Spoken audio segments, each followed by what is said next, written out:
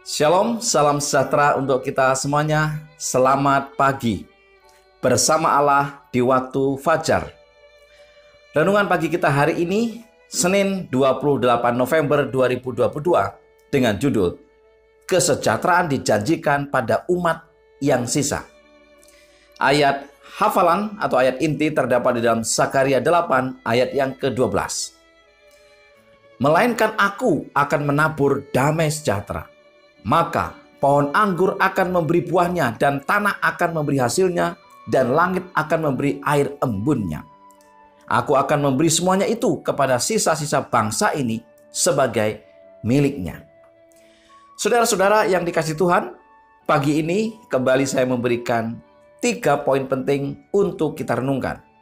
Poin yang pertama, kelimpahan buah-buah yakni jiwa-jiwa yang indah sedang bertambah-tambah ketika para pengikut Yesus bekerja sama dengan malaikat-malaikat sorga.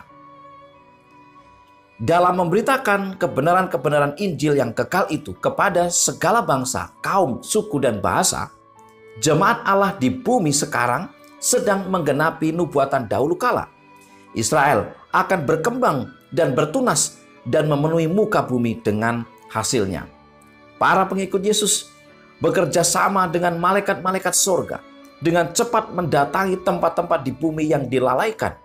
Dan sebagai hasil pekerjaan mereka, kelimpahan buah-buah, yakni jiwa-jiwa yang indah sedang bertambah-tambah.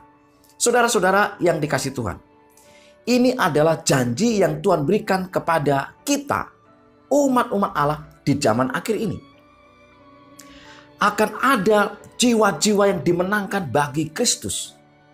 Namun persoalannya adalah, apakah saya dan saudara mau bekerja sama dengan para malaikat itu? Malaikat yang diutus Allah untuk menjadi juru kabar keselamatan bagi seluruh bangsa di dunia ini. Itu juga tergantung bagaimana saya dan saudara merespon akan pekerjaan Tuhan ini. Saudara-saudara yang dikasihi Tuhan, Allah menginginkan banyak jiwa dimenangkan. Dan itu sebabnya perlu kerjasama antara para pengikut Yesus, umat-umat Allah yang sisa ini, bersama dengan para malaikat. Di poin yang kedua, rencana Allah supaya segenap bumi bersedia untuk kedatangan Kristus yang pertama dan kedatangannya yang kedua kali. Apa yang dimaksudkan di sana?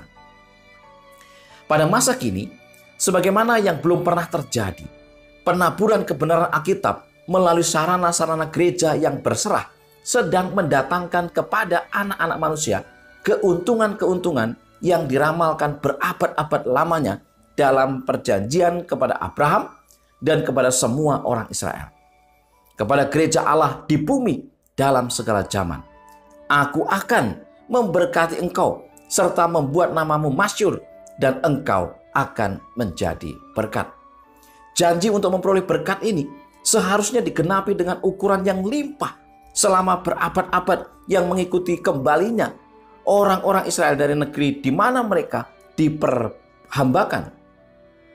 Adalah menjadi rencana Allah supaya segenap bumi bersedia untuk kedatangan Kristus yang pertama, sama seperti sekarang jalan sedang disediakan untuk kedatangannya yang kedua kali.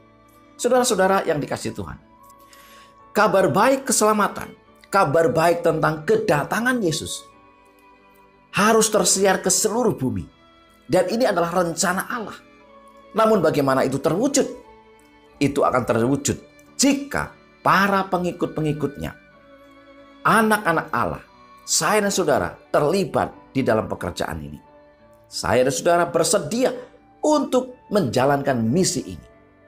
Karena janji berkat akan diberikan kepada mereka, umat-umat Tuhan yang bersedia, yang membawa kabar keselamatan ini kepada banyak orang. Di poin yang ketiga dikatakan, kelimpahan berkat baik secara jasmani maupun rohani dijanjikan kepada mereka yang akan melakukan prinsip-prinsip kebenaran. Alfa dan Omega jilid 4 halaman 290 dan 291 menyatakan, pada akhir tahun-tahun pembuangan yang telah merendahkan derajat mereka, dengan penuh kemurahan Allah memberikan kepastian kepada umatnya Israel melalui Zakaria. Aku akan kembali ke Sion, akan menjadi Allah mereka dalam kesetiaan dan kebenaran. Limpahlah pahala, baik secara jasmani maupun rohani, yang dijanjikan kepada mereka yang akan melakukan prinsip-prinsip kebenaran ini. Saudara-saudara yang dikasihi Tuhan, Allah menjanjikan satu pahala, upah, kemenangan, berkat, baik jasmani maupun rohani, tentu kepada orang-orang yang melakukan kebenaran, orang-orang yang hidup dalam kebenaran, orang-orang yang membawa kebenaran ini kepada orang lain. Dan inilah rencana Allah untuk memenuhi bumi ini dengan kabar sukacita, kabar tentang kedatangan Yesus, baik kedatangan Yesus yang pertama dan kedatangan Yesus yang kedua. Karena sejatinya kedatangan Yesus adalah kabar sukacita. Di mana Yesus ada, di situ banyak orang mengalami sukacita, mengalami kesembuhan, mengalami kebahagiaan. Di mana ada Yesus, selalu ada solusi. 3 poin utama kita hari ini adalah, yang pertama, kelimpahan buah-buah, yakni jiwa-jiwa yang indah, sedang bertambah-tambah ketika para pengikut Yesus bekerja sama dengan malaikat-malaikat sorga. Yang kedua, rencana Allah supaya segenap bumi bersedia untuk kedatangan Kristus yang pertama dan kedatangannya yang kedua kali. Dan yang ketiga, kelimpahan berkat, baik jasmani maupun rohani, dijanjikan kepada mereka yang akan melakukan prinsip-prinsip kebenaran.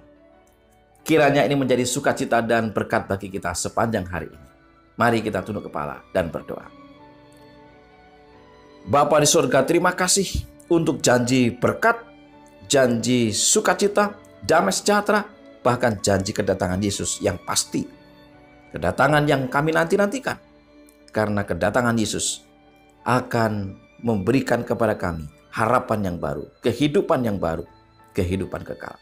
Terima kasih ya Tuhan, urapi kami dengan kuasa Roh Kudus-Mu, berkati kami sepanjang hari ini. Dalam nama Yesus kami berdoa. Amin. Saudara-saudara yang dikasihi Tuhan, selamat beraktivitas bersama Allah di waktu fajar. Tuhan memberkati kita.